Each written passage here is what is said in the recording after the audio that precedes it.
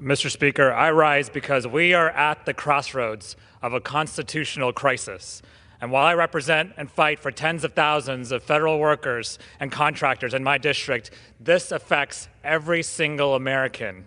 There's a Treasury takeover. Every man, woman, and child's most personal information is in the hands of people who have no real vetting or formal role in our government.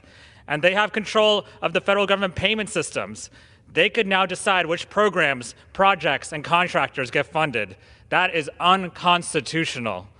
Federal agencies authorized by Congress are being cut without any input from Congress. That's unconstitutional. And all federal spending was frozen with little warning to Americans. Unconstitutional. And the federal workforce is being intimidated and decimated before our eyes. Illegal. We are damaging our country in a way that could take years, if not decades, to recover. Cutting USAID undermines our standing in the world and keeps us less safe. Cutting funding for agencies and nonprofits that feed kids or run essential services will make us less healthy, less secure. Firing federal workers and contractors will lead to a brain drain in our government and hurt every single function of our government. This is not right-sizing or downsizing of government. This is dumb-sizing of government. And how do I know this? Because I know these federal workers and contractors personally. I see them at the grocery store, farmers markets, at school drop-off.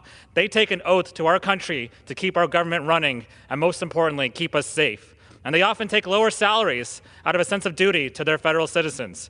And they don't care who's president. Why? Because federal food safety should not stop because of who is president. And disaster relief should not stop because of who is president. Veterans benefits should not stop because of who is president.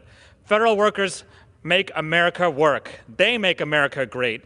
And at a town hall last night in my district, these federal workers shared their stories. Their stories were frightening and should alarm all Americans. We had one constituent who's a nuclear scientist, and you can't just get rid of a nuclear scientist and expect to replace that expertise ever again. This is a constitutional crisis, and so what are we going to do about it? That's what the people want to know. Well, there must be real oversight and accountability for this administration, especially when there are dangerous incursions into Congress's powers and independence as a legislative branch.